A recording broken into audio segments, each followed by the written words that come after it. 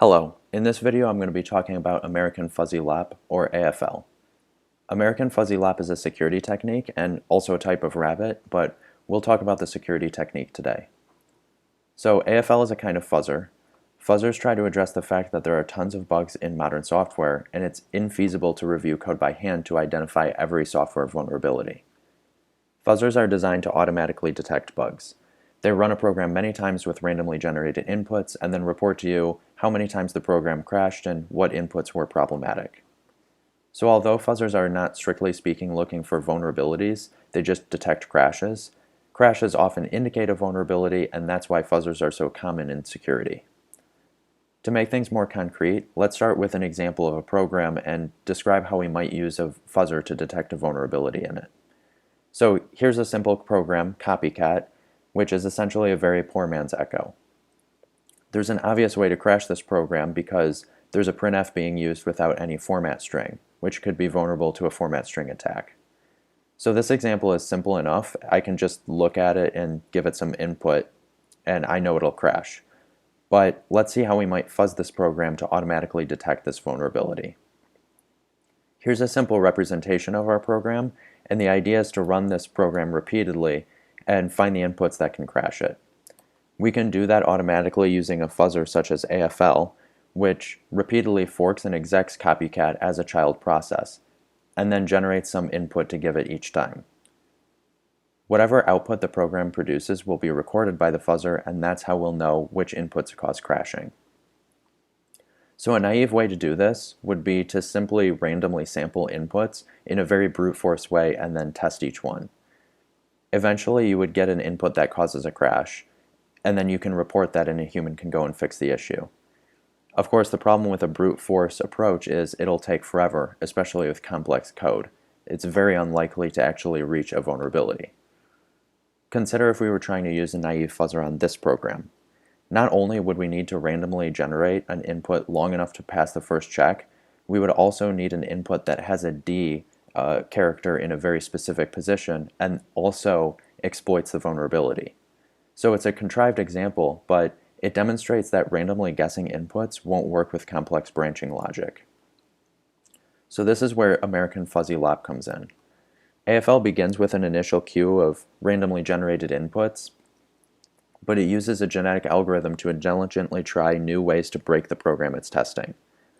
The goal is to create inputs that explore as many unique execution paths of the tested program as possible. To do that, AFL tracks when an input reaches a new branch of code, and those inputs are used to create many mutated copies to further explore that code branch. This allows AFL to efficiently generate inputs that are likely to reach underexplored code. To make things simple, I'm going to go through an example of how AFL could explore a single conditional statement and find a vulnerability inside of it.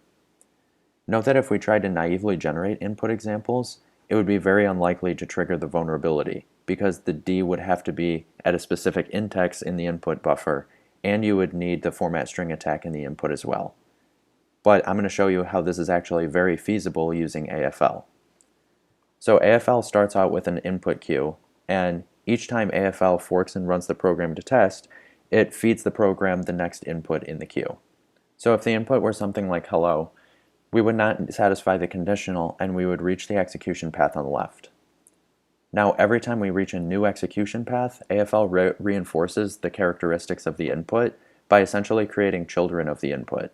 It copies that input and then makes some random mutations for each copy and puts those mutated copies back into the queue. The next input essentially reaches the exact same execution path as last time. The goal of AFL's input generation is to explore new code, so this input is actually not interesting. AFL essentially stores counts for how often each path of code has executed. If an input executes a path with a high count, that input is just discarded. This saves computation by discouraging already explored code from being explored further. Now suppose the next input actually satisfies the conditional and reaches the new code path on the right. The genetic algorithm wants to explore that new path more, so it creates mutated copies of that input. As you can see, those mutated copies are very likely to step into the conditional again, since they share most but not all characteristics of the original input. they'll further explore the new code path because of these properties. So after a few more uninteresting inputs here, the idea is that by creating mutated copies of the input that got into the conditional, we can further explore that conditional and find the vulnerability. So here are a couple details about the implementation of the algorithm we just saw in AFL. AFL actually uses a special compiler which takes the source code of the program you want to test and inserts special instructions after each conditional. These special instructions update a table that is stored in shared memory with the parent AFL process, and that table maintains the hit counts so that the AFL program knows what inputs are exploring the code the best. Here's a mock visual of how that compiler works. It essentially just inserts these update instructions after every conditional when compiling the program to binary. The last thing I'll show you is how AFL works in practice. Here I have a program with a bunch of nested conditionals, and each one has a vulnerability. We'll see if AFL can find inputs to exploit these issues.